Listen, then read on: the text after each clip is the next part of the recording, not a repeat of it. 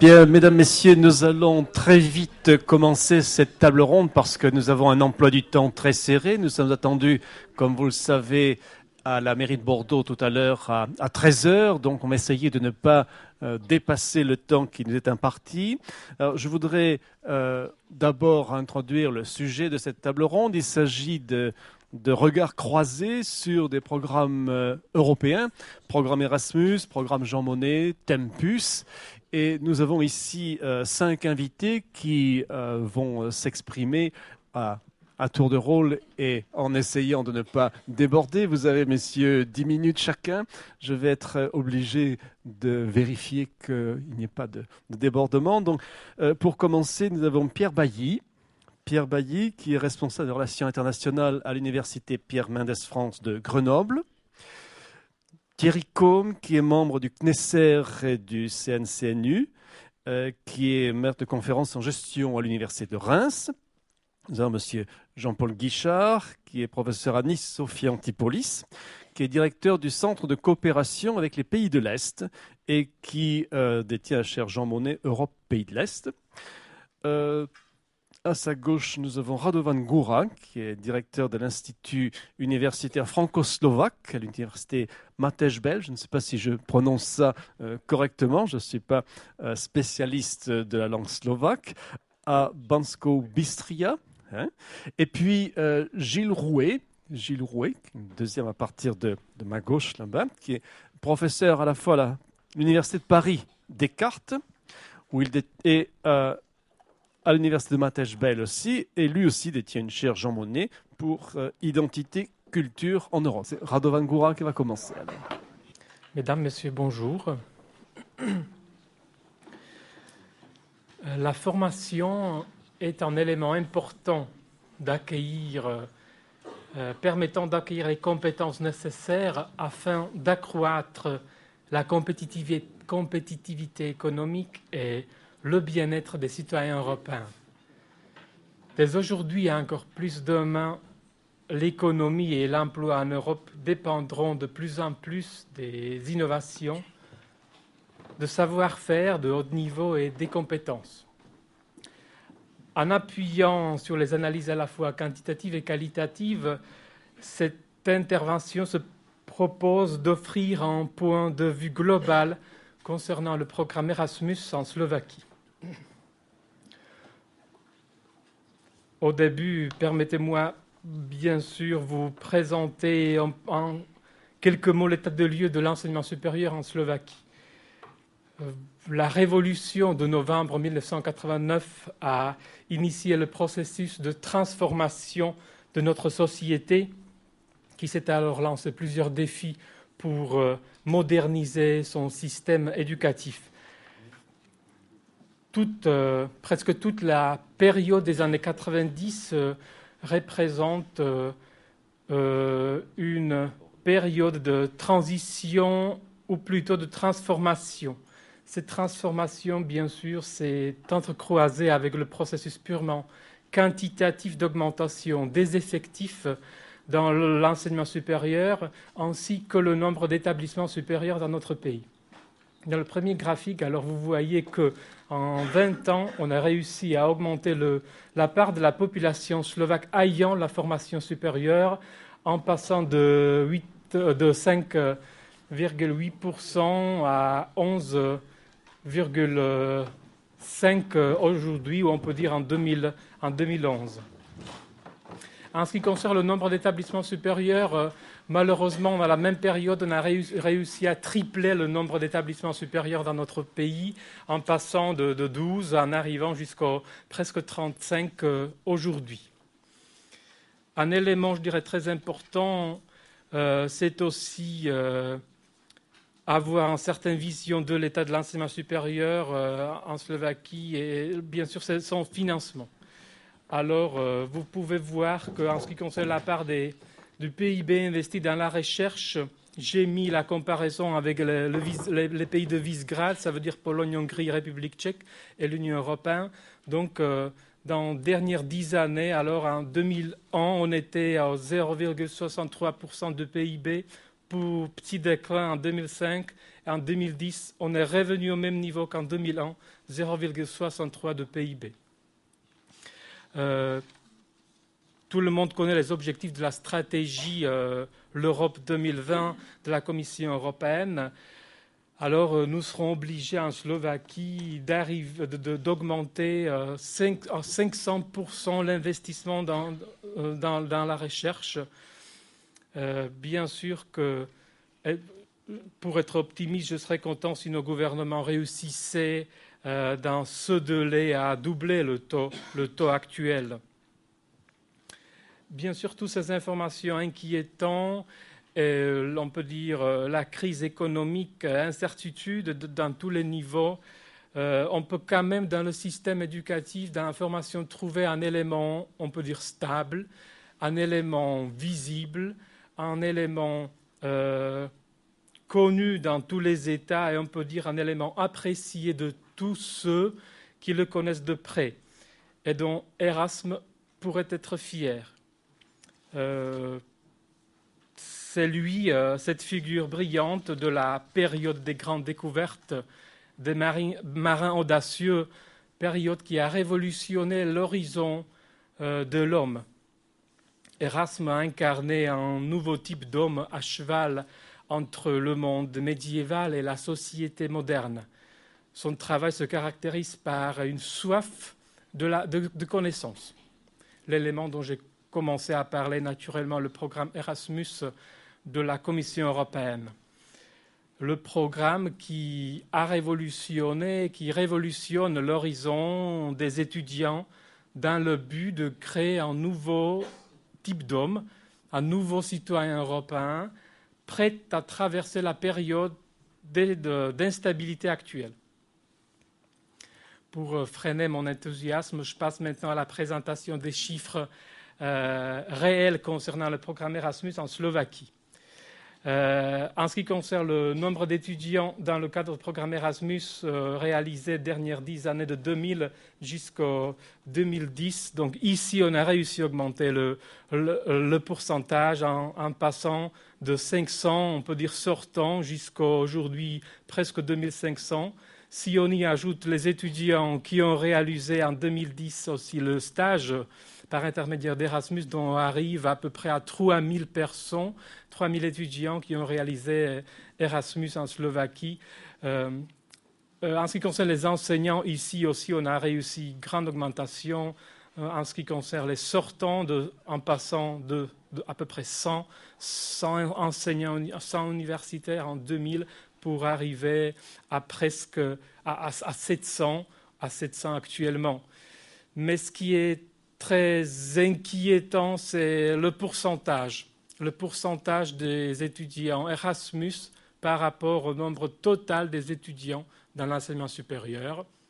Et ce 3000 étudiants slovaques qui ont profité d'Erasmus représentent que seulement 1,05% des étudiants qui sont dans un de 3 cycles des enseignements supérieurs.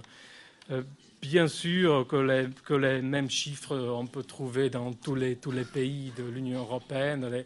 La Bulgarie, c'est moins que 0,6%. En France, c'est 1,4%, si je ne me trompe pas, de pourcentage.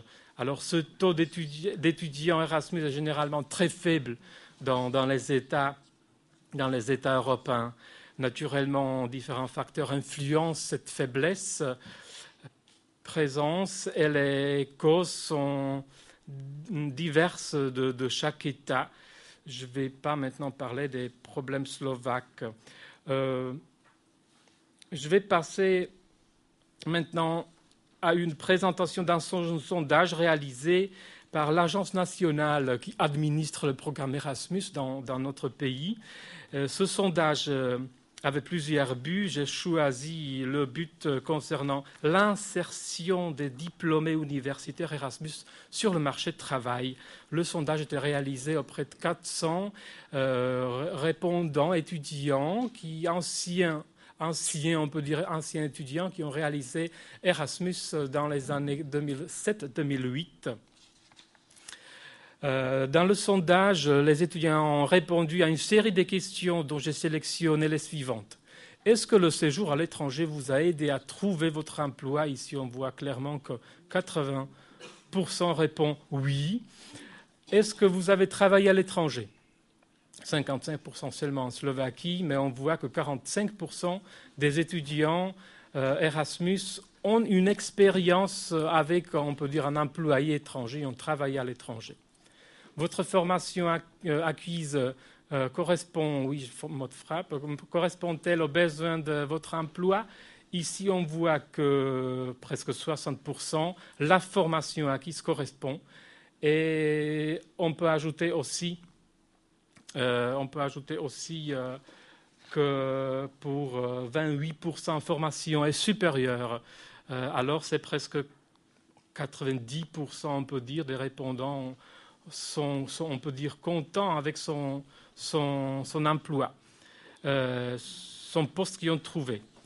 Travaillez-vous dans le domaine d'étudier? C'était aussi intéressant. Et on voit que presque 60%, 58% travaillent dans le domaine étudié, dans la spécialisation. Bien sûr, on peut ajouter alors 22% qui travaillent dans le domaine proche de mes études. Cela représente 80% des étudiants.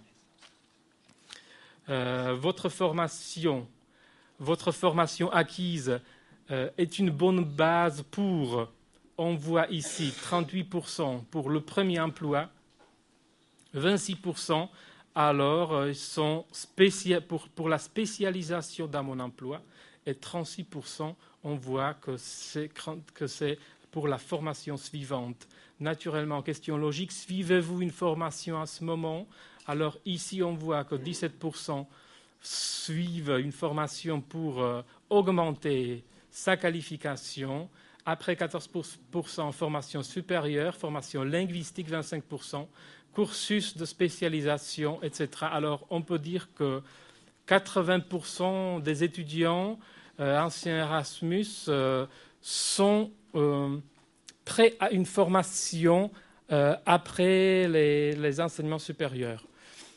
Dernière question, avez-vous changé votre lieu de vie? Donc la question ciblée vers la mobilité à cause de votre parcours de l'enseignement supérieur. Donc ici alors plusieurs réponses, 34% oui, et je me suis installé dans une région différente. Oui, je suis installé dans une région différente. C'est erreur, oui, une petite erreur dans la traduction que j'ai mis. Donc c'est oui pour ma région d'études. Deuxième, c'est oui, mais je me suis installé dans la région d'études. 3, non, j'ai fait mes études dans ma région natale. Et 12%, alors non, mais je me suis retourné dans ma région natale. Quel bilan, alors bien sûr, peut-on déduire de ces informations? Alors, le séjour Erasmus, on peut dire, sont considérés comme un facteur important. Par rapport à 1%, on peut dire que c'est un facteur exclusif, mais favorisant la compétitivité dans la recherche d'un emploi. L'importance de la mobilité augmente. Les anciens étudiants Erasmus, ou je n'ose pas dire les nouveaux citoyens européens, n'hésite pas à bouger pour acquérir une bonne formation et ensuite n'hésite pas à bouger pour avoir un bon travail. Il est important de signaler l'existence d'une corrélation, d'une interdépendance entre l'emploi et l'utilisation des compétences acquises pendant ces études. Les étudiants Erasmus dans notre pays sont alors prêts à continuer aussi sa formation pour améliorer leur savoir-faire et pour augmenter leur bien-être. Alors Erasmus est un programme, on peut dire, souhaitable et appréciable qui aide à développer une croissance intelligente qui favorise la compétitivité sur le marché du travail tout en ouvrant un éventail d'acquisition de nouvelles compétences. Quelle perspective alors pour la croissance intelligente en Slovaquie? Je le vois dans l'Institut universitaire franco-slovaque dont je suis directeur et je vais expliquer pourquoi. Nous développons en Slovaquie, grâce à l'aide de certains parmi vous, de diplômes conjoints, des doubles diplômes en partenariat avec les universités françaises. Pour être plus concret, on a 4 études francophones aujourd'hui.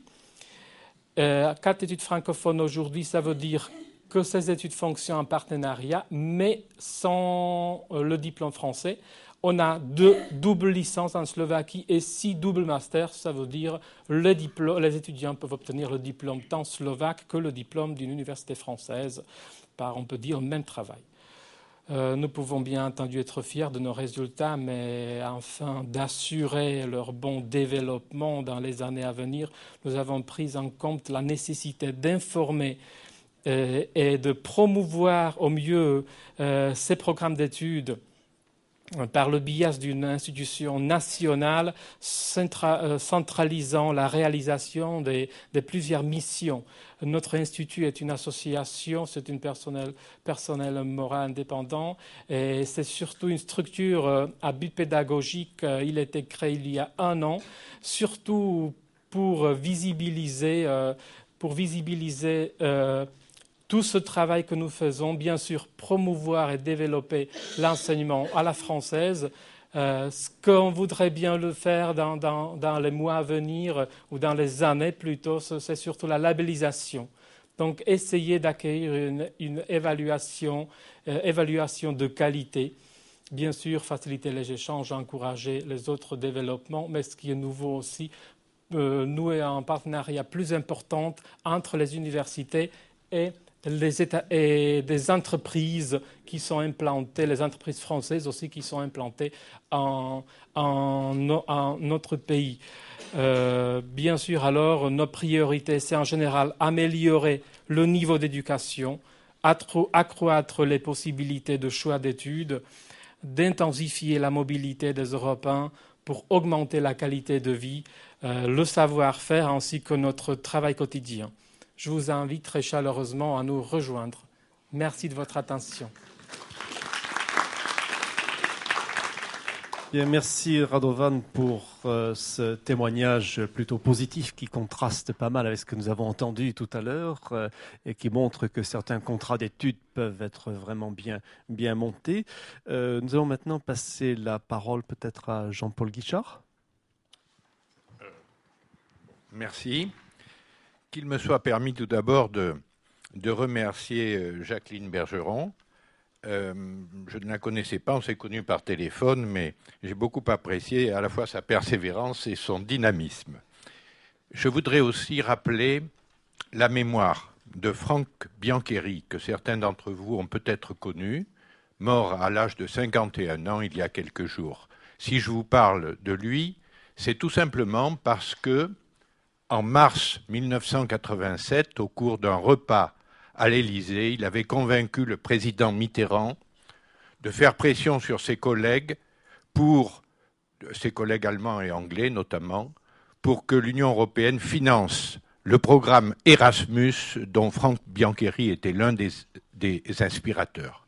Donc Erasmus doit beaucoup à ce monsieur et c'est pour cela que je parle de lui. Il y a quelques jours, j'étais à une réunion à Jean Monnet à Bruxelles et M. Barroso est venu nous faire tout un petit discours. Il nous a rappelé combien les difficultés du moment étaient grandes, les taux de chômage ahurissants dans certaines régions d'Europe et il nous a situé la stratégie de croissance de l'Union européenne avec l'éducation au cœur de la croissance et naturellement le développement de la culture de l'excellence est une croissance qui de plus serait bien sûr durable, inclusive et tout ce que vous voulez. Seulement, permettez-moi quand même de le dire, la croissance, il n'y en a pas. Et ce qui est durable, c'est la crise actuellement. c'est pas la croissance. Et c'est terrible. Et on ne voit pas comment nous pourrions en sortir. Et donc, je crois que dans une large mesure, il y a un discours du déni de nos dirigeants qu'il faut critiquer parce que nous sommes des universitaires. La connaissance dont nous sommes censés être des producteurs, ça commence par la critique.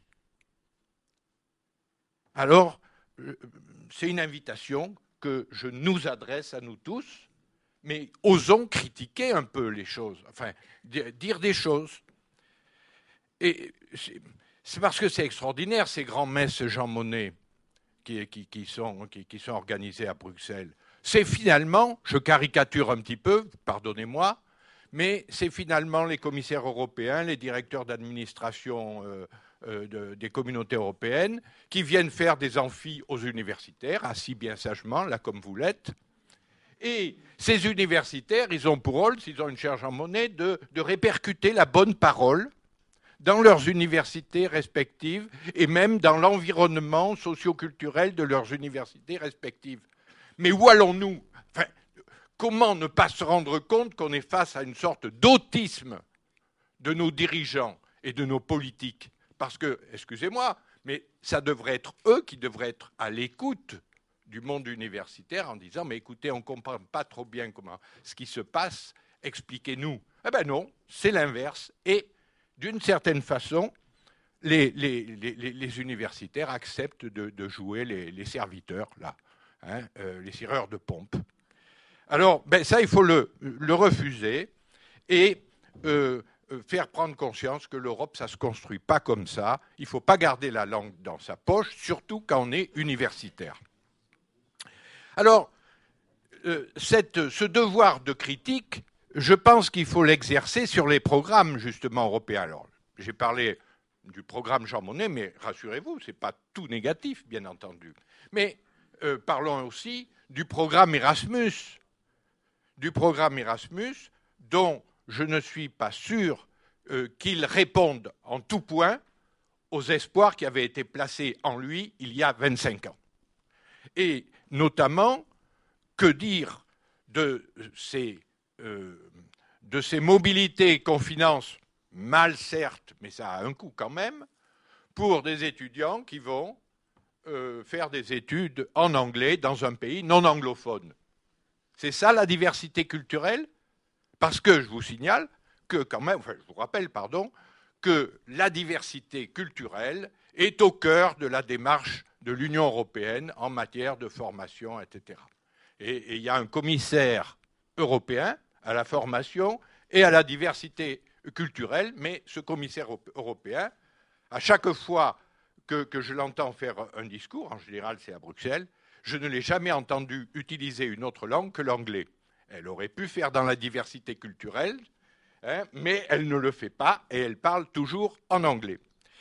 Et donc, je crois que nous avons le devoir de se dire que le programme Erasmus, il faudrait peut-être le réorienter un petit peu pour qu'il soit davantage en rapport avec justement la diversité culturelle. Et que peut-être on assiste à une multiplication maintenant de cursus entièrement en anglais, en France hein, même, pour, dit-on, accueillir des étudiants Erasmus. Mais à quoi ça sert si les étudiants doivent étudier en anglais? Mais qu'ils aillent en Irlande, qu'ils aillent en Angleterre. Mais ce n'est pas en France qu'il faut venir. S'ils doivent avoir une mobilité Erasmus pour venir en France, ils doivent étudier en français. Enfin, c'est des choses de bon sens. Hein, ce que je dis là, ce n'est pas du super conceptuel. Et alors, je le dis d'autant plus qu'il faudra être économe de nos moyens. Enfin, il faudra, par la force des choses, nous sommes en période de crise. Les budgets européens vont avoir des coupes sombres. Donc, c'est facile à imaginer que, nécessairement, ça va diminuer. Alors, si ça va diminuer, eh bien, il faut faire en sorte que les crédits qu'il y a soient vraiment bien utilisés. Il y a des choses qui n'existent pas, ou peu, à ma connaissance.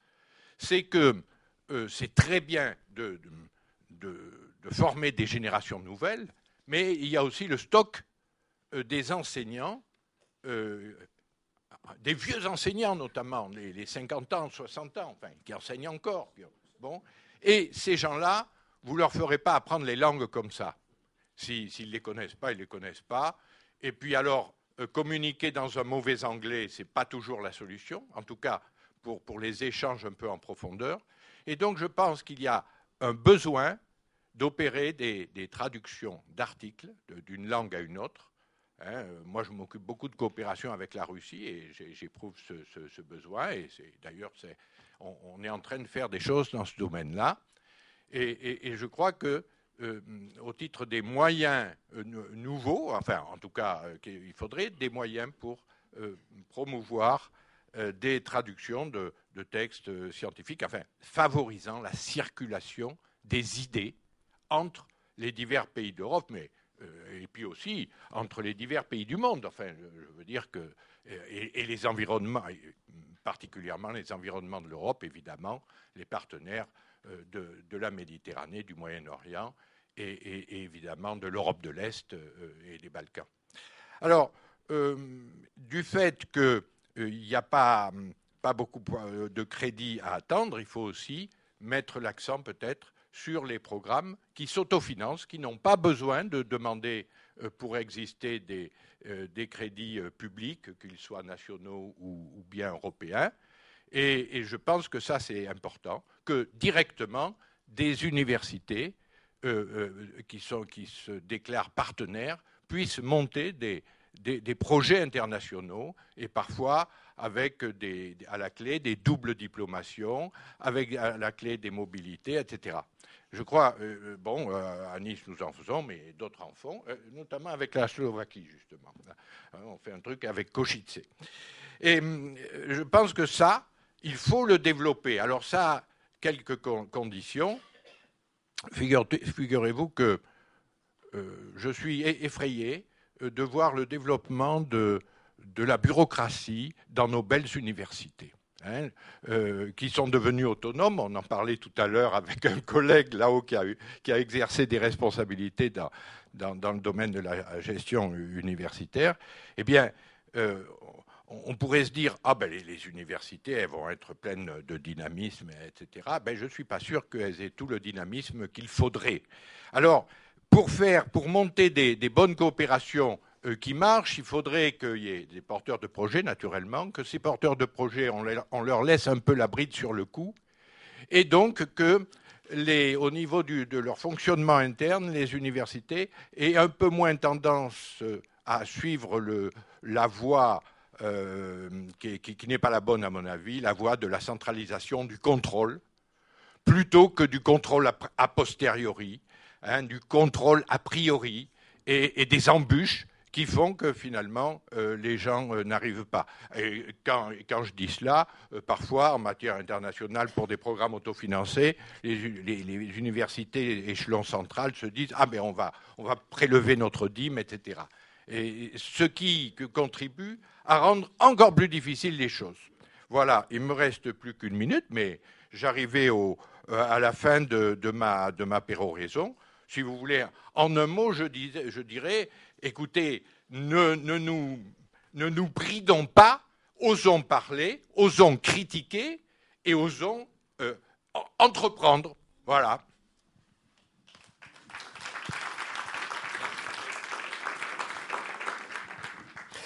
Bien, merci Jean-Paul Guichard pour ce discours quasiment falstaffien. Heureusement d'ailleurs que... Il faut le prendre bien ou mal ? Il faut le prendre bien de la part d'un angliciste, bien sûr. Alors, heureusement que Radovan n'a pas parlé en slovaque tout à l'heure, parce que je ne suis pas sûr que nous aurions été très nombreux à comprendre. J'ai bien compris aussi que l'Angleterre restait quand même l'endroit où il fallait aller pour faire des études en anglais. Je crains que ce soit une île un peu trop petite pour recevoir tout le monde, malgré tout. Alors, sur ces bonnes paroles, je vais peut-être passer la parole justement à Gilles Rouet. Merci beaucoup de me donner cette parole juste après Jean-Paul. Je dois dire que je vais avoir du mal à être aussi impertinent. moi non plus, je ne suis pas allé, comme beaucoup d'autres, cher Jean Monnet, à ces messes à Bruxelles. D'ailleurs, je n'y ai jamais mis les pieds personnellement, mais je vois que tu en as fait l'expérience. Je voudrais pendant les quelques minutes, m'inscrire dans la logique qu'a démarré Anna Krasteva, qu'a continué Anthony, en passant par Lisa, et revenir sur des points peut-être fondamentaux ou essentiels, ou quelques questions. La première question qui a été posée, c'est justement migration-mobilité, mais vous allez voir que je vais y revenir à la fin, parce que les deux sont évidemment liés, pas forcément au niveau des individus, mais au niveau des établissements. Une des questions me vient tout de suite, c'est comment on relie la mobilité avec l'identité européenne. Ça, je suis absolument d'accord avec la question qui a été posée. En plus, ma chère Jean Monnet, moi, c'est identité et culture, donc on est en plein dedans. Et c'est vrai qu'on peut se demander si, après tout, pour être européen, il ne faut pas être mobile. On se pose beaucoup cette question en ce moment sur les mobilités virtuelles, comme on dit de façon un peu mauvaise, à mon avis, en essayant, c'est Dominique Volton qui disait il n'y a pas longtemps qu'il faut justement réfléchir à la mobilité en intégrant le e-learning et non pas en l'excluant. Bon, ça fait partie des perspectives. Alors, le sujet est très complexe parce que les mobilités, on l'a rappelé tout à l'heure, on en a fait la promotion comme on pouvait, j'y reviendrai, par rapport aux libres circulations. Alors Anna disait les circulations des travailleurs, des emplois, oui bien sûr, mais pas seulement. La libre circulation des citoyens, et je voudrais revenir un peu aux citoyens. Ça a été dit en filigrane, puisque il est vrai que ces processus, c'est cette auberge espagnole qu'on aime tous. Moi j'aime beaucoup le caractère festif de la découverte. Pas simplement le fait de mettre sur son CV des lignes et de se projeter, comme l'étudiant l'a dit tout à l'heure, de se projeter une carrière. C'est honorable, mais entre le Pôle emploi et l'auberge espagnole, je continue à préférer l'auberge espagnole. Et ce modèle d'étudiants qui voyagent et qui font souvent plus la fête qu'autre chose, comme on le montre dans le film, c'est aussi ça le processus d'intégration, de construction européenne, ce processus identitaire et cette découverte, alors que beaucoup d'autres l'ignorent. Tout à l'heure, Radovan parlait du petit pourcentage d'étudiants Erasmus, mais ne croyez pas pour autant que les étudiants slovaques ne soient pas mobiles. Les étudiants slovaques sont peu en Erasmus, mais beaucoup mobiles. D'ailleurs, il y a même des moments où on arrive dans les salles vides. Où sont les étudiants? Ils sont tous ailleurs. Ils trouvent des moyens, pas qu'en Erasmus, un peu partout. Et pour un étudiant de Banska Bystrica, la plupart d'entre vous ne doivent pas savoir où c'est, eh bien l'Europe, c'est petit. L'Europe, ça existe, c'est concret et c'est petit. Alors que pour un étudiant d'ici, peut-être, si je vais dans un amphi de première année, comme un étudiant faisait la remarque de l'élitisme de Erasmus, je partage tout à fait sa remarque, c'est peut-être pas si petit que ça, au moins à envisager. Et on envisage l'Europe avec cette logique de mobilité. Alors il faut dire aussi que la Slovaquie est un pays tout en longueur, où on a l'habitude de ça. On a l'habitude, Jean-Paul travaille à Košice, il sait comment c'est aussi. Košice, c'est à un bout. Mais Bratislava, c'est à l'autre bout. Et on voit d'ailleurs, on a du mal à avoir des billets de bus pour rentrer chez soi pendant le week-end, parce que tous les étudiants migrent en interne. Pas qu'en interne, ils migrent aussi en Tchéquie, puisque c'est un pays qui a, je complète ce qu'il dit, qui a énormément d'étudiants. Ils ont des droits voisins entre les deux pays quand ils sont séparés, et beaucoup d'étudiants vont en Tchéquie. On ne sait pas exactement. C'est un peu 18 000 selon les uns et 6 000 selon les autres. Vous allez comprendre pourquoi c'est une question complexe. Donc on est dans des problématiques assez compliquées, et des problématiques qui politiquement nous posent beaucoup de problèmes à comprendre, puisqu'on aura dans 2 jours un colloque sur la coopération grâce à Philippe et à l'Université de Bordeaux 4, sur la coopération franco-bulgare en partie, pas seulement. Et effectivement, l'intra-européen dont on parle, Erasmus, c'est 33 pays. Alors c'est les 27 plus des autres, dont la Turquie, les candidats officiels, et puis ceux qui sont là sans y être, comme la Suisse, la Norvège. Donc c'est pas simple. Et si je continue, tout à l'heure, on n'a pas eu de processus de Bologne, notamment Lisa nous en a reparlé. Le processus de Bologne, si je me souviens bien, c'est 47 pays, c'est-à-dire c'est le Conseil de l'Europe moins 1 plus 1. Donc c'est pas simple non plus. Et si je continue, on a eu une belle époque de programme où on a lancé une initiative avec les USA que Bush a coupé pour des raisons financières. Ensuite, j'étais moi dans la première vague des USA, de l'initiative Union européenne-Canada, qui viennent d'être coupées il y a cette année, je crois, ce qui est d'ailleurs très scandaleux pour les collègues qui sont insérés dedans. En ce moment, l'Amérique latine s'y intéresse beaucoup, les universités africaines se disent tout compte fait, pourquoi pas? Pourquoi on n'irait pas aussi dans ce sens-là, en termes d'organisation? Donc effectivement, c'est un problème qui nous dépasse largement, dans lequel les initiatives sont très intéressantes. Elles partent souvent des établissements, ça je suis d'accord avec Jean-Paul, c'est souvent par les établissements et les individus qu'on arrive à quelque chose beaucoup plus. C'est pour ça que l'interpersonnel est difficile à cadrer, est difficile à mettre en équation. C'est difficile de savoir quand on arrive vice-président en RI, par exemple, d'université, qu'est-ce qui marche pas. Alors on a des listes. Je me souviens, j'ai eu cette fonction-là, Thierry l'a eu aussi, on est nombreux à avoir eu ces fonctions, où on arrive, on a des listes. Alors que fait-on? On rencontre les collègues, on dit mais qu'est-ce que tu fais exactement à Banska Bystrica? C'est sur le papier ou vraiment il y a des échanges? Vraiment il y a des profs? Vraiment il y a des étudiants? Vraiment il y a des doubles diplômes? Et c'est quand même une caractéristique très intéressante d'être à la fois dans une logique de réseau et une logique institutionnelle. Alors, je ne vais pas parler trop longuement, mais le premier point, c'est du terme du constat. Parce que c'était l'introduction, évidemment. En termes de constat, on n'a que 3 millions, on a atteint les 3 millions d'Erasmus. D'accord. Erasmus, c'est un déclencheur, c'est un symbole, c'est quelque chose de concret par rapport à l'Europe, par rapport à la construction européenne. Souvent, en Slovaquie, on dit c'est pas compliqué, Schengen, l'euro, Erasmus, c'est les 3 points qui concrétisent notre appartenance à l'Union européenne. Qu'est-ce qu'il y a d'autre? Et c'est une question ouverte. Qu'y a-t-il d'autre pour les Bulgares que Erasmus ou que des programmes européens pour concrétiser réellement leur appartenance, puisqu'ils n'ont pas Schengen encore, ni l'euro. Donc effectivement, 3 millions, c'est pas beaucoup, mais c'est quand même déjà assez significatif parce qu'on en parle beaucoup, parce que c'est une planète blog, parce que les Erasmus s'assemblent, ils ont une culture, et c'est facile à constater dans toutes les universités partenaires. Il y a à peu près 4000 établissements en Europe, 3000 un peu plus ont une charte Erasmus, donc vous voyez que c'est quand même en Union européenne, plus je parle là. Mais on est loin de l'objectif. Cet objectif qu'on a rappelé tout à l'heure, qui était économico-social, pour simplifier, qui était de 10%, je ne sais pas si vous vous en souvenez, au moment où nous autres, nous contestions un petit peu ce rapprochement de Lisbonne et de Bologne, justement, c'était 10%. Et là, les derniers chiffres annoncés, c'est 20% à l'horizon 2020. On est à peine à 4,5% du stock, pas par année. En France, on a 1% des étudiants, en gros, qui sont Erasmus, et il y a 10% de mobiles. Alors, que font les 9% autres? Ils font autre chose, ils se débrouillent, ils ont d'autres mobilités, et heureusement. Autrement dit, c'est comme une sorte d'iceberg. On a Erasmus en symbole, qu'on plaque, et on a tout le reste, toute cette mobilité qu'on a organisée. Et comment on l'a organisée, cette mobilité?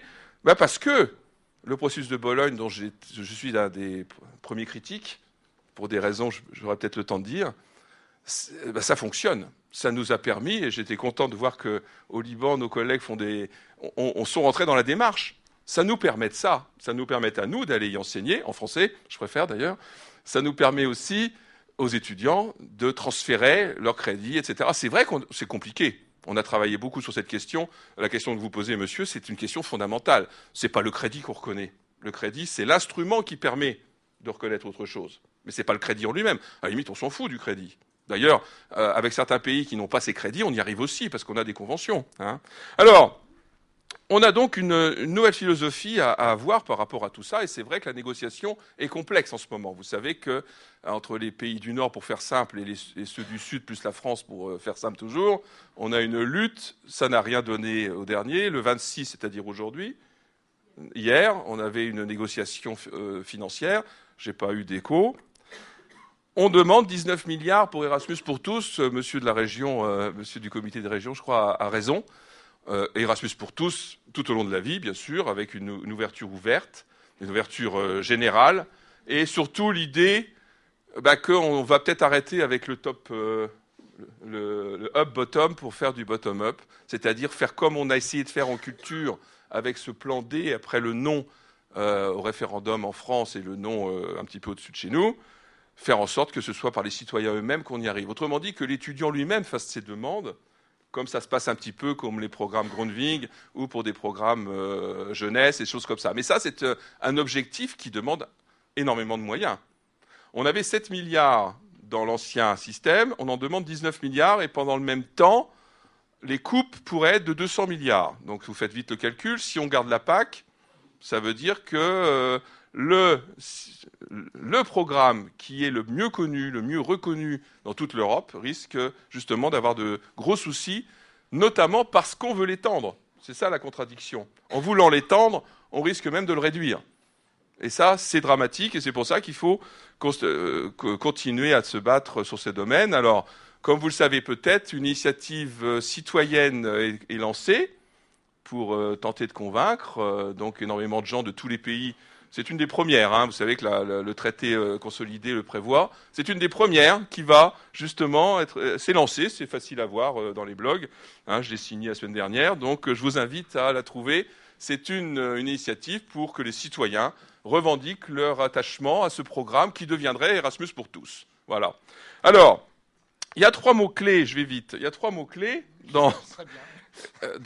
on en a dit 2, il y en a un qu'on n'a pas trop dit encore, c'est qualité, gouvernance, autonomie. Lisa a présenté la qualité et surtout sa présentation est extrêmement pertinente parce qu'effectivement, on a instrumentalisé le processus de Bologne pour des raisons diverses, hein, on a beaucoup écrit là-dessus, et effectivement, il ne faut pas focaliser sur l'instrument, mais sur l'objectif.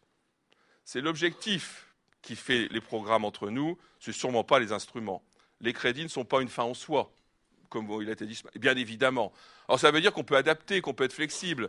En Bulgarie, le niveau normal de sortie, c'est 4 ans. Bon, quand les Français me disent ils ont la licence en 4 ans, je leur dis non, ils ont un niveau normal de sortie en 4 ans. C'est pas la même chose. Autrement dit, il faut savoir comprendre les systèmes de nos voisins et amis dans le contexte dans lequel ils sont. Et non pas se dire, allez, on fait du LMD. Non, c'est pas comme ça que ça fonctionne. On a en gros 3 cycles, mais qui correspondent pas forcément aux mêmes réalités. Et c'est là-dedans qu'il faut se retrouver. Alors, si je vais un peu plus loin, il y a des problèmes énormes qu'il faut régler. Et tout à l'heure, on en a parlé un tout petit peu. C'est qu'on a quand même une grosse contradiction dans ces problèmes de mobilité. C'est que le premier problème est celui de la portabilité des aides. On en parle un peu pour les retraites. Je ne sais pas si vous avez vu. On se rend compte que beaucoup de retraités français commencent à aller dans certains pays. On avait déjà vu ça en Slovaquie, parce que leur pouvoir d'achat est plus... Bon. Pour les étudiants, c'est la même chose. Quelle portabilité on peut avoir des aides? Et l'autre problème, c'est celui de financement interne. On est dans une Europe qui se construit de façon complexe. Et effectivement, on a des financements très compliqués à comprendre, parce qu'ils sont nationaux. Et quand les Français vont en Belgique faire des études de kiné, quand les Macédoniens, il y a 3000 Macédoniens qui allaient en Bulgarie, où les études sont gratuites, à moins d'appliquer la règle, à ce moment-là, les budgets n'y suffisent plus. Regardez par exemple ce qui se passe entre l'Allemagne et l'Autriche sur les études de médecine. Et je pourrais vous donner comme ça une dizaine d'exemples très graves, mais je ne vais pas le faire, où effectivement, on se rend compte qu'on a un problème supranational. C'est qu'à force de continuer de construire l'Europe et notre mobilité en partant des États et des nations, on oublie tout simplement ces 2 points essentiels, qui sont que tout compte fait, les études se financent. Et elles se financent quand on est dans une logique de service public et pas dans une logique, bien sûr, complètement marchande. Et là, je finis là-dessus, c'est là où on a à la fois une schizophrénie et une paranoïa. La schizophrénie, c'est qu'on est dans un contexte européen citoyen de création d'un projet, et en même temps, on est dans un contexte mondial où l'OCDE ou la Banque mondiale vont vous expliquer que c'est un marché gigantesque avec des profits à venir, où vous avez des entreprises, plus que des universités australiennes ou nouvelles-zélandaises, qui vont vendre des produits. Et comment on se dépatouille, nous, entre les deux? C'est quand même un gros souci. C'est très étonnant que les étudiants ne revendiquent pas plus, d'ailleurs. Peut-être que ça leur convient, mais en tout état de cause, dans certains pays, ça remue pas mal sur ce point-là. Donc je conclus, la paranoïa, c'est qu'on en a peur. Donc la schizophrénie, c'est qu'on est dans les deux, et la paranoïa, c'est qu'on en a peur. Alors que, Jean-Paul l'a dit, à partir du moment où nous avons amorcé la pompe de la coopération et de la compétition en même temps, oui, on peut le dire, après tout, on est entre compétition, toujours entre nous, c'est très bien comme ça, c'est un match amical, je dirais. À partir du moment où on a amorcé cette pompe, c'est irréversible. Les universités européennes sont dans des réseaux maintenant qui sont complètement irréversibles. Alors, je ne partage pas forcément l'idée sur l'anglais, mais bon, je l'entends très bien. Après tout, la pluralité, plus que la diversité, fait que les langues sont importantes. Et moi, je suis très optimiste, et je conclus là-dessus, parce que quand on regarde les motivations maintenant des étudiants, et je reviens aux étudiants, pourquoi, après tout, veulent-ils être mobiles? ne pensez pas que la plupart aient cette idée de carrière. C'est vraiment une minorité. Qu'est-ce qu'ils vont vous donner en premier? Je vais découvrir des nouvelles cultures. C'est ce que disent majoritairement les Turcs quand ils viennent en France. D'autres vont vous dire, je vais apprendre des langues mieux. C'est ce que disent les Slovaques quand ils vont dans un autre pays. Et d'autres vont vous dire, je vais essayer de découvrir l'Europe, d'avoir une idée peut-être un petit peu de ce que c'est, etc. Et on a effectivement des motivations qui sont extrêmement ouvertes et qui nous rassurent, parce que, sans être impertinent, si on revient sur les valeurs de tout ça et sur les valeurs du processus de Bologne, on comprend un certain nombre de programmes, bien sûr, qui sont liés à ça. Je vous remercie beaucoup. Bien, merci Gilles pour cette intervention très intéressante. Je constate qu'on conclut de façon plutôt optimiste après avoir brossé une peinture plutôt sombre de l'avenir d'Erasmus. Et puis ce que je retiens surtout, c'est qu'on est arrivé à parler d'un processus qui devrait être de type bottom-up et non pas top-down. Et je constate donc que c'est bien toujours l'anglais qui règne en maître, malgré ce que d'autres ont prétendu. Je vais passer maintenant la parole à Pierre Bailly, peut-être, s'il le veut bien. Merci. Alors, je vais changer un peu de thème, même si je me suis un peu aussi occupé d'Erasmus. Je vais plutôt essayer de réfléchir sur Tempus, et sur les programmes Tempus, qui est un peu le troisième volet de ce dont on parle depuis ce matin. Alors, des projets Tempus, j'ai commencé à être impliqué dans les projets Tempus autour de 1993. Donc, j'ai une certaine habitude d'avoir fréquenté toute la bureaucratie, la complexité de ces programmes. Moi, ce qui m'intéressait ici, au fond, c'est qu'il me semble que les programmes Tempus ont des enjeux géostratégiques qui sont un peu différents de la logique Erasmus, qui, elle, se situe plus sur un plan, je dirais, européen. Alors, on revient à l'anglais, le soft power, mais pour ma part, je ne suis pas du tout gêné d'avoir une partie de formation en anglais. Ça fait partie du discours. Il me semble d'ailleurs que la bonne solution en langue, c'est de comprendre l'autre et que l'autre me comprenne, ce qui me paraîtrait d'une très bonne chose dans les logiques européennes. Mais c'est une autre question. Alors, il me semble que les Tempus se situent dans des enjeux post-soviétiques. C'est-à-dire que c'est clair qu'ils se mettent en place. Il faut soutenir, influencer la transition d'économies centralement planifiées dans deux sens, vers le capitalisme, l'économie de marché. Alors on ne parle pas encore de l'économie sociale de marché, puisque ça c'est un peu plus tard dans l'histoire européenne, mais c'est cette idée d'une économie de marché régulée, qui justement va s'opposer, et en particulier c'est vrai qu'on va le retrouver très vite en Union soviétique, au pur marché non régulé que mettent en place les Chicago Boys ou plutôt les Howard Boys autour de la Russie. Et le deuxième, c'est les valeurs européennes. Alors, je ne vais pas revenir sur la différence entre les valeurs européennes, américaines, etc.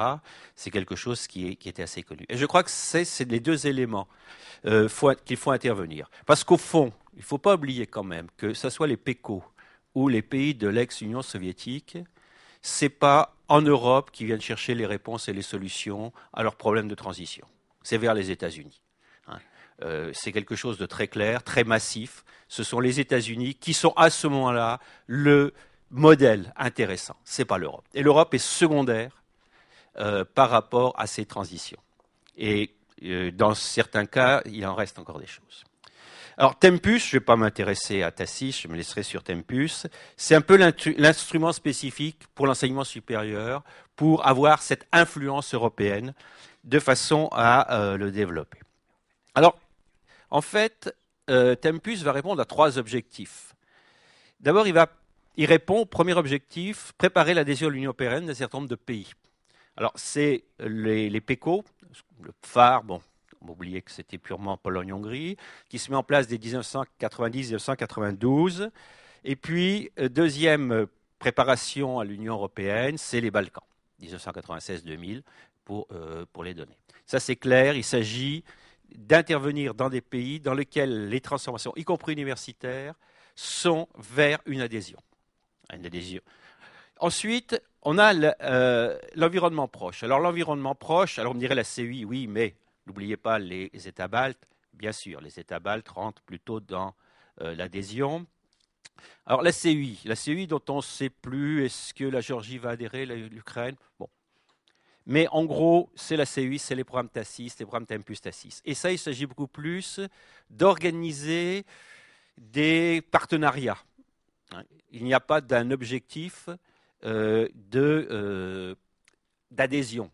D'autant plus vrai qu'à partir du moment où on met les Tempus qui s'élargissent à l'Asie centrale, même si n'oublions pas que l'Asie centrale est dans le processus de Bologne.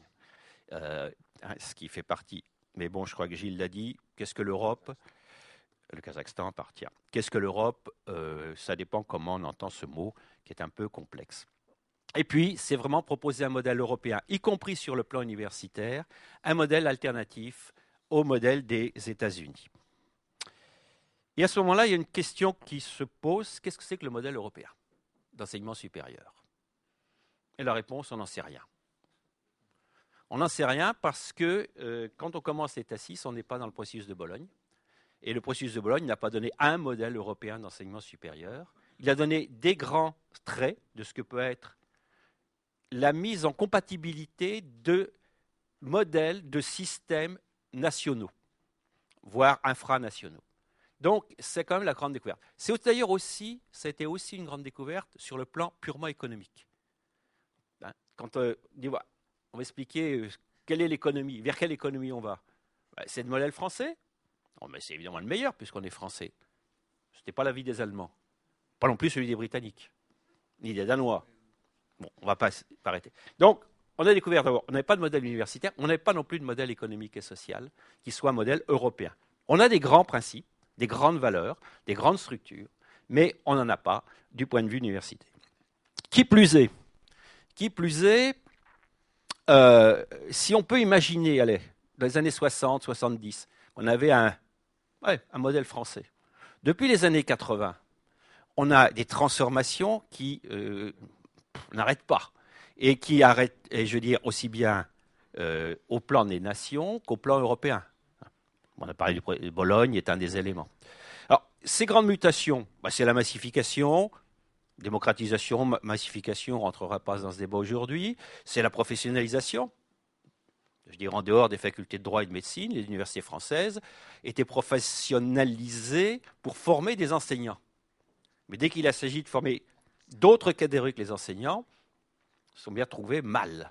Et on en est dans ce processus de professionnalisation dont on a abordé tout à l'heure, qu'on voit bien que c'est un vrai problème. Quel était le modèle en 1990 de la professionnalisation en France? Ce n'est pas vraiment celui qu'on a aujourd'hui, me semble-t-il, sans vouloir revenir sur l'histoire. Donc, les années 2000, on a un schéma commun, c'est Bologne.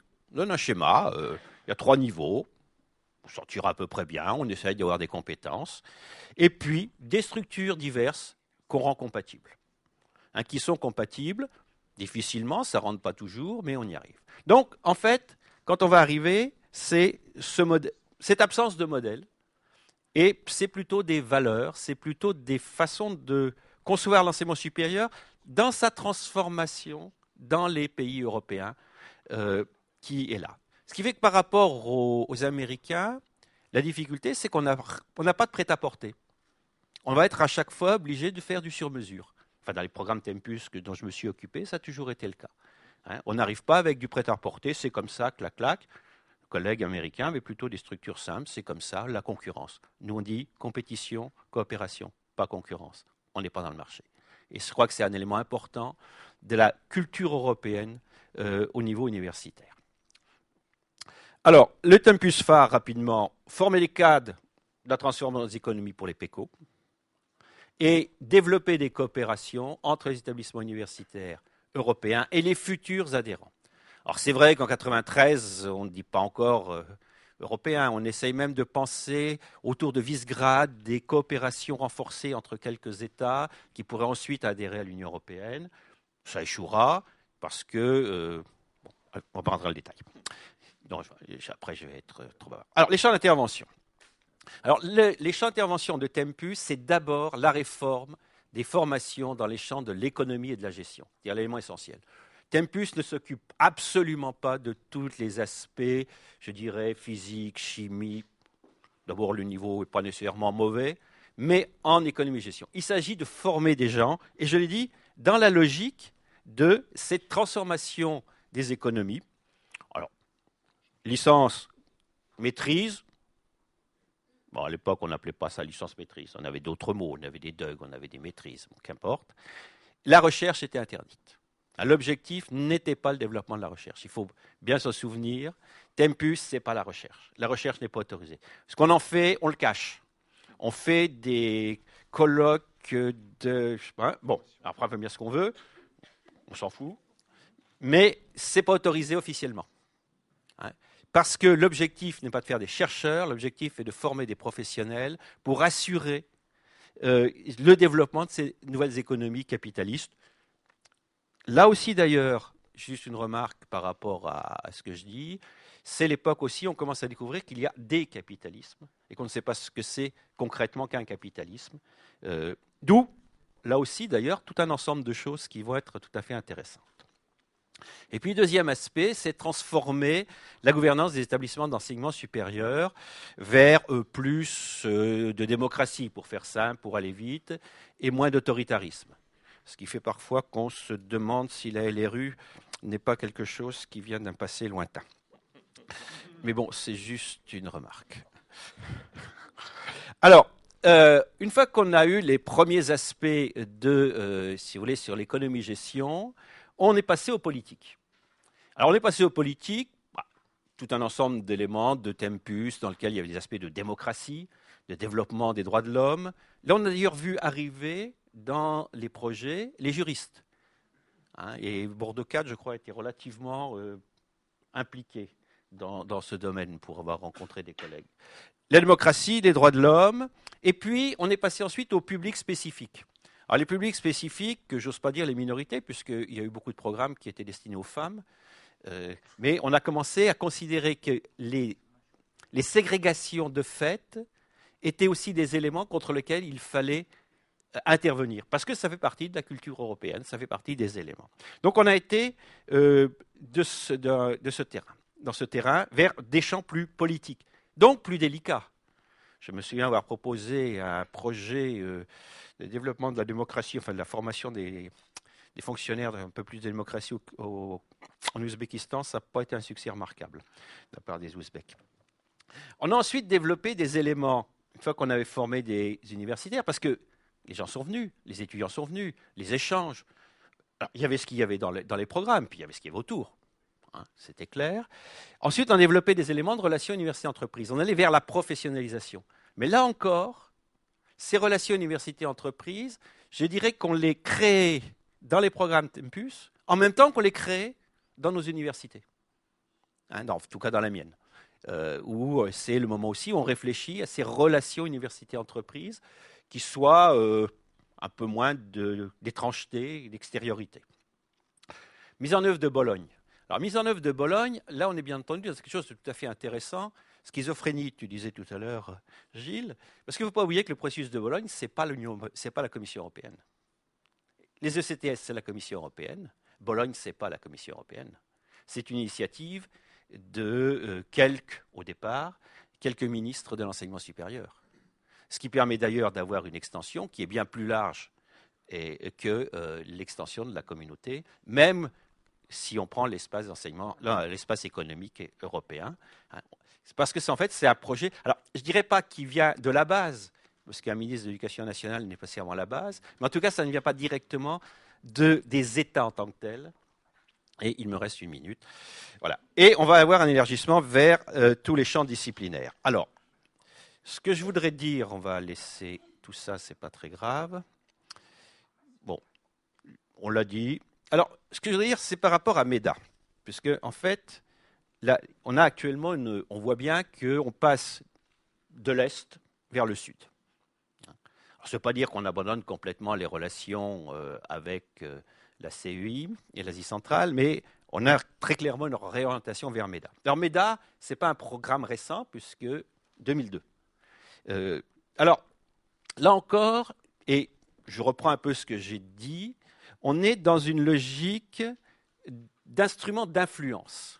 Parce qu'ici encore, on est aussi... et alors, c'est tout...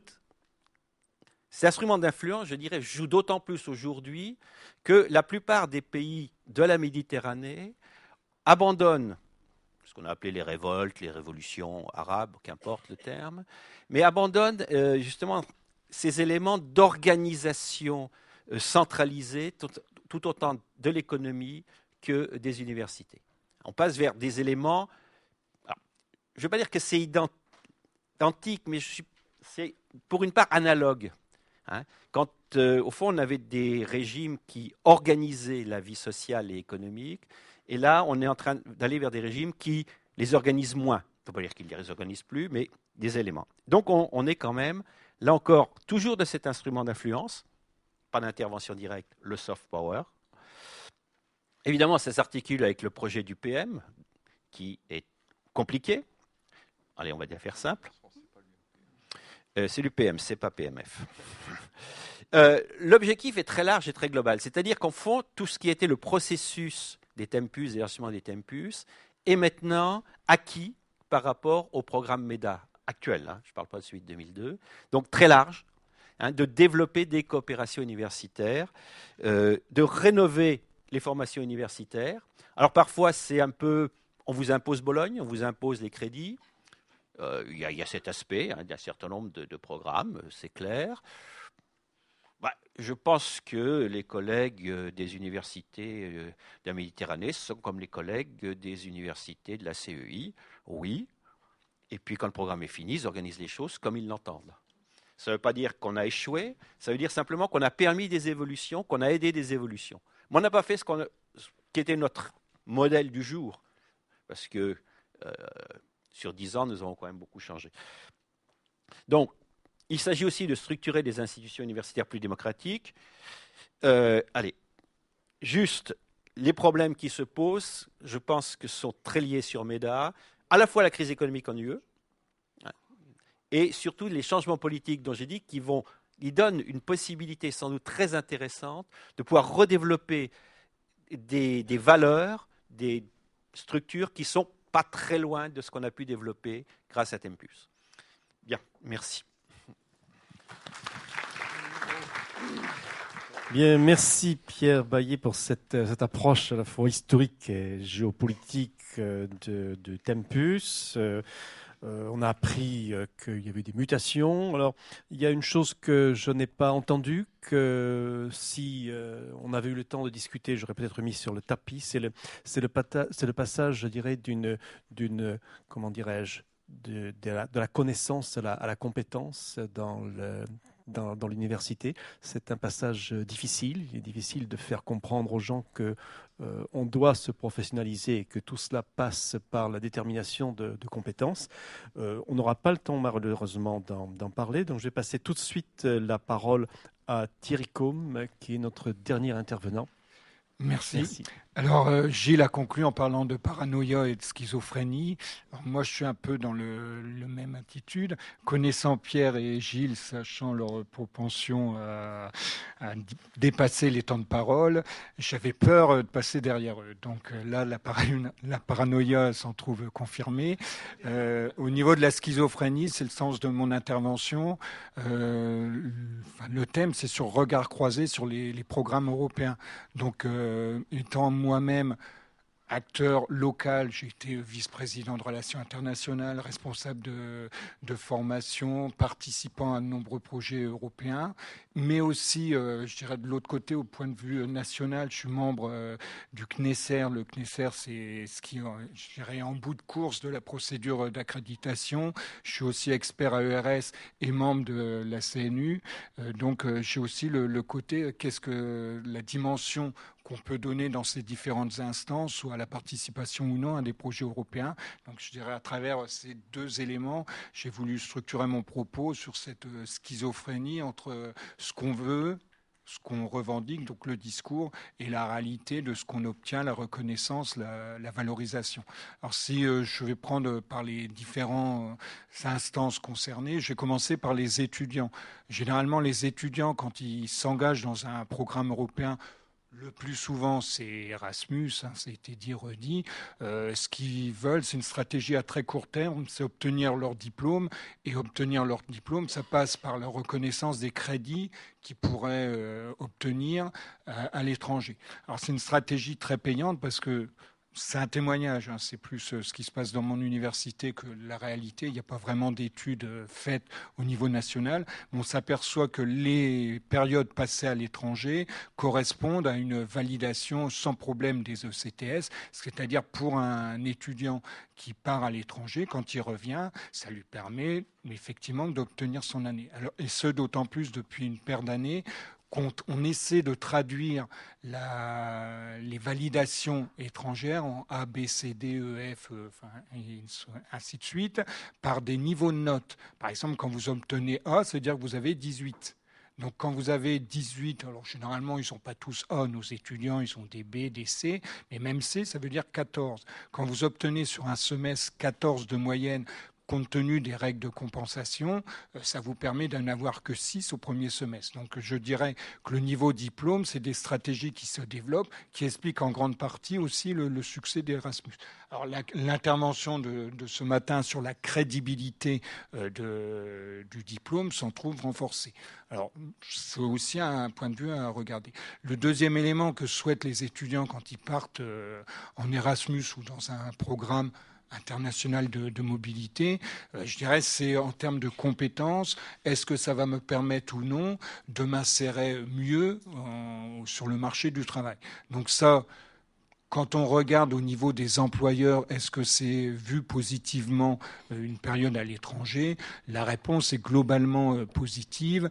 Non pas par rapport tellement au niveau de connaissances qu'ils auraient acquis, mais je dirais par tout ce qui est lié au savoir-faire. C'est la façon de se comporter, la débrouillardise, tout un tas de compétences pas forcément reconnues par un diplôme, mais qui sont au niveau des employeurs pratiquement ce qui demande à tout nouvel arrivant dans une entreprise. Donc ça, c'est plutôt positif.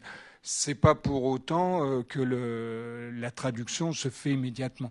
La maîtrise des langues, qui est, je dirais, aussi un des éléments mis dans l'insertion professionnelle, je vais à l'étranger pour mieux apprendre à parler, n'est pas non plus réellement mise en valeur, parce que pour la plupart, ils se retrouvent à parler anglais, c'est-à-dire hormis ceux qui vont en Angleterre, mais tous ceux qui vont ailleurs qu'en Angleterre, ils se retrouvent dans un milieu très protégé où ils parlent essentiellement en anglais. Donc ça leur permet aux Français, c'est plutôt bien d'apprendre à parler anglais, mais je dirais à tous les autres Européens, c'est pas très forcément formateur. Mais il n'en demeure pas moins qu'au niveau du marché de l'emploi, c'est une expérience positive. Le troisième niveau, je ne vais pas paraphraser Gilles, mais c'est vrai que la plupart aussi des étudiants qui vont faire une période à l'étranger, c'est pour des motifs autres que des motifs de diplôme ou d'insertion professionnelle. C'est purement par pure curiosité, pure satisfaction personnelle. Alors, faire la fête, c'est l'image de l'auberge espagnole, ça peut expliquer en partie, mais c'est vrai que c'est surtout pour des motifs de connaissance de l'autre, de connaissance de l'Europe, de curiosité, et ça, on ne peut qu'encourager. Le dernier point, vous allez me dire, c'est pas très positif.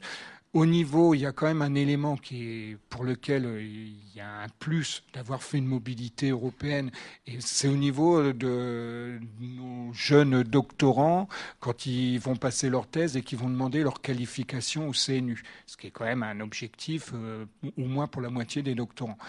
Là, c'est bien vu, c'est-à-dire c'est apprécié positivement la mobilité, le fait qu'on ait participé à des conférences à l'étranger, le fait qu'on ait fait des expériences ne serait-ce que d'enseignement, ainsi de suite, à l'étranger, c'est vu positivement dans toutes les sections. C'est le point vraiment positif où là, il y a une reconnaissance. Autre élément, c'est en termes de formation. C'est-à-dire, est-ce qu'un diplôme qui offre une possibilité de faire des études à l'étranger, est-ce qu'il est mieux vu ou pas? Alors dans les discours, c'est évident en termes d'attractivité, tout le monde dit il faut faire ça, il faut ainsi de suite. Quand on regarde dans la réalité, c'est pas forcément si évident. Pour avoir vu de nombreuses maquettes et de nombreux dossiers, je dirais c'est toujours mis, on a l'impression de quelque chose de formel. Il y a toujours l'aspect les partenariats étrangers, il y a toujours l'aspect on a des accords Erasmus, on peut éventuellement faire des cours en anglais. Mis à part cet aspect formel, on n'a aucun de ceux que j'ai vus, je rappelle encore, aucun diplôme où la dimension internationale est réellement mise en avant, le projet international, c'est-à-dire la construction d'une maquette spécifiée sur un projet international. Bon, l'autre point qu'on met en avant, en dehors de l'attractivité, c'est la notion de sécurité. C'est-à-dire, on dit aux responsables de formation, plus votre diplôme est ancré internationalement, plus il a de chances d'être reconduit. Donc, ce qui explique que la recherche effrénée de partenariats pour faire des diplômes internationaux. Je dirais les discours qu'on fait vis-à-vis des étudiants pour qu'ils partent à l'étranger pour avoir un certain nombre d'éléments positifs. Donc, c'est ce qu'on observe. Je dirais, là, pour avoir fait les évaluations, je ne suis pas du tout persuadé de la véridicité des propos. Des diplômes, même adossés à des Tempus Mundus, qui normalement est une bonne référence, ont été retoqués. D'autres qui n'avaient pas de dimension internationale sur les mêmes thématiques ont été acceptés, accrédités, bien évalués, suivant les instances dans lesquelles j'intervenais. Donc, il y a du discours, la réalité, elle n'est pas si automatique. Troisième niveau, et là c'est intéressant, c'est au niveau des enseignants. C'est-à-dire, est-ce que tout le monde a révélé, moi je vais aller vite là, que l'implication dans l'international, c'était quelque chose de valorisant pour la carrière. Alors, au niveau local, c'est vrai qu'il y a une certaine reconnaissance quand on est dans les bons papiers de la présidence ou de ses doyens de notre implication au niveau international. Je dirais au niveau national, les promotions CNU, c'est absolument pas le cas. La LRU, elle a été modifiée, elle dit bien que les missions de reconnaissance internationale, c'est une des missions de l'enseignant. Il n'y a pour l'instant aucune valorisation, il n'y a aucune promotion qui est mise en avant, ainsi de suite. Je dirais même pour les congés de reconversion, de conversion thématique, c'est un élément, il y a quelques sections, dont la mienne, qui reconnaissent le fait qu'avoir un projet de recherche avec l'étranger, ça justifie éventuellement un congé. Je dirais la plupart, c'est un élément dont on tient même pas compte. Donc au niveau enseignant, c'est pas forcément non plus reconnu. Puis je dirais le dernier niveau, c'est l'université. Est-ce que le fait d'avoir une université ouverte sur l'international, est-ce que c'est un bon moyen d'obtenir des crédits? Est-ce que c'est un bon moyen de reconnaissance? Alors là, je dirais avec l'autonomie et puis le fait que les crédits soient attribués en fonction d'un certain nombre de critères. Donc normalement, on pourrait penser que la LRU mettant en avant la relation internationale, en étant un des initiateurs du processus de Bologne, on pourrait penser que les universités qui s'impliquent dans l'international soient mieux reconnues que d'autres. Là encore, c'est pas du tout vrai. Le modèle Saint-Paul, il tient pas compte des relations internationales. Dans les évaluations qui sont faites, il y a deux critères. Le premier, c'est le nombre d'étudiants Erasmus out, qui sortent. Voilà, pas d'anglicisme.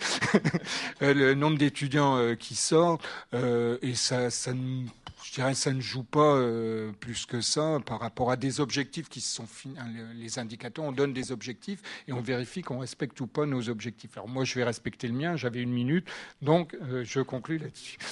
Merci. Bien, merci Thierry Combe pour toutes ces informations. J'en retiens que la mobilité est une expérience positive au niveau de l'emploi, mais aussi au niveau du développement de la curiosité. Alors c'est pour ça que je vais vous proposer maintenant d'opérer une mobilité vers la mairie de Bordeaux afin d'assouvir la curiosité de nos participants non bordelais pour la nourriture et le vin de Bordeaux.